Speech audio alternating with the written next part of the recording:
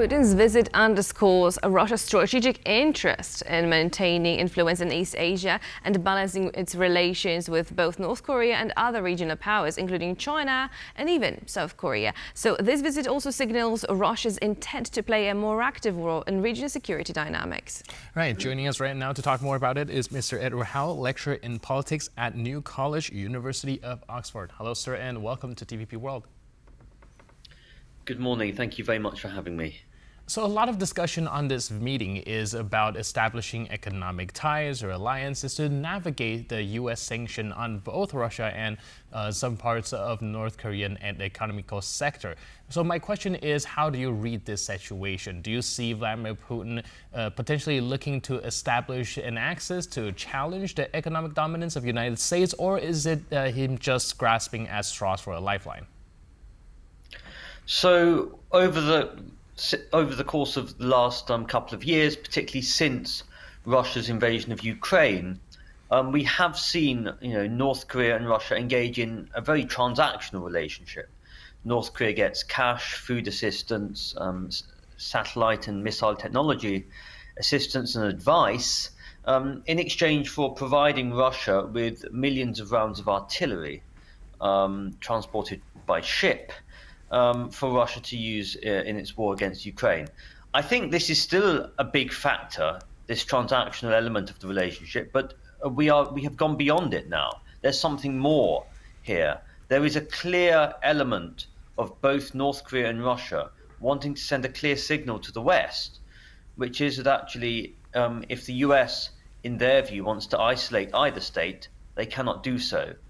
And moreover, international institutions, particularly the core international security institution of the United Nations Security Council, have basically become impotent and unable to contain North Korea's ambitions. And this is what this visit is highlighting, that actually no matter what the international community says and tries to do, whether impose sanctions on North Korea or otherwise, actually there's very little that can be done. And this is why it's concerning for the West. And I would love to try to find a root cause for this, because you mentioned that the international community has its hands tied, but something had to lead to this situation. So what was it really?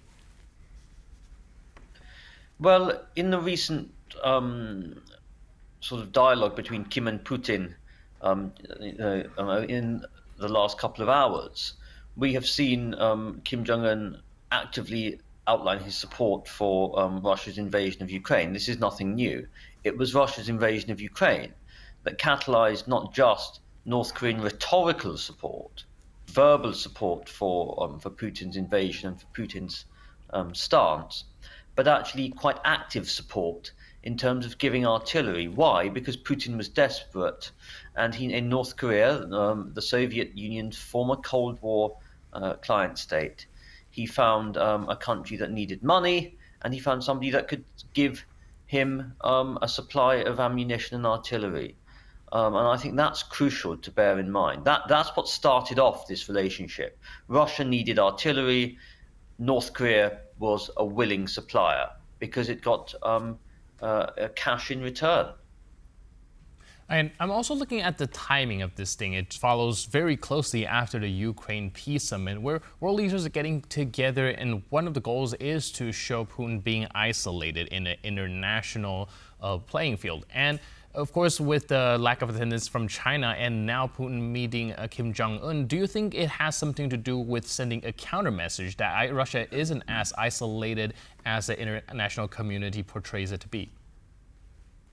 There is a counter message there. Russia wants to send a message that actually the anti-Western coalition, as they would call it, is not just a figment of one's imagination, it's a reality.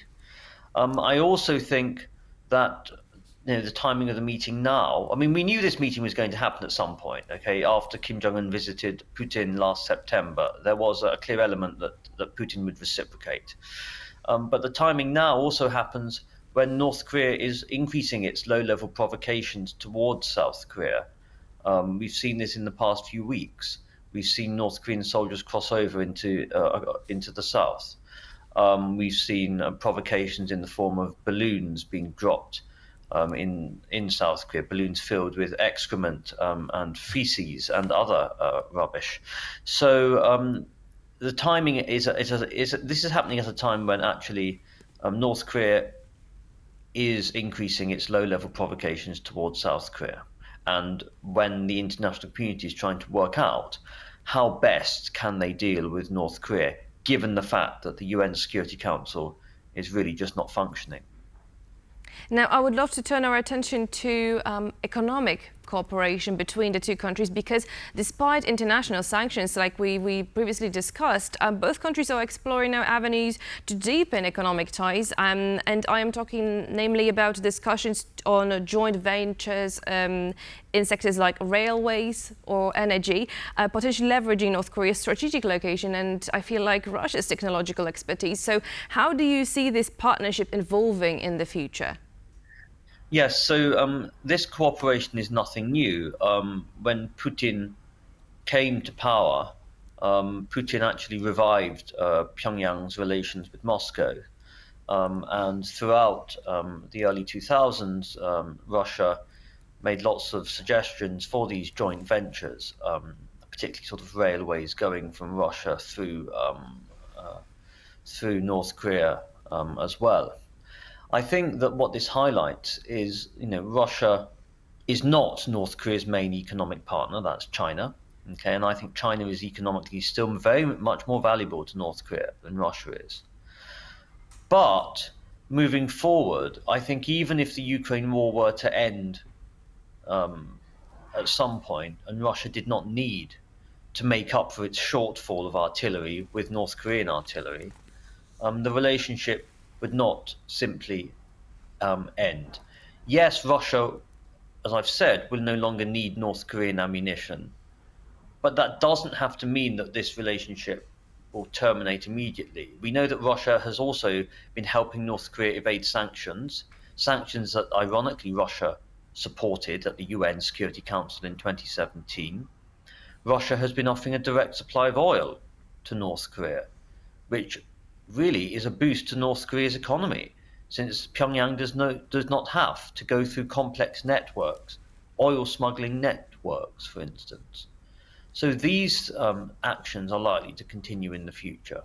I think China, though, will be watching very, very closely, and China will be paying attention to this summit, given the fact that it's 75 years since China established diplomatic relations with North Korea, and as I've said, China remains North Korea's largest trading partner. All right, and speaking of China, do you see the expansion of BRICS to include countries like North Korea? That is one possible scenario that has been touted. At the moment, we don't know whether this has been said or put forward at any of the Putin-Kim talks that are ongoing as we speak.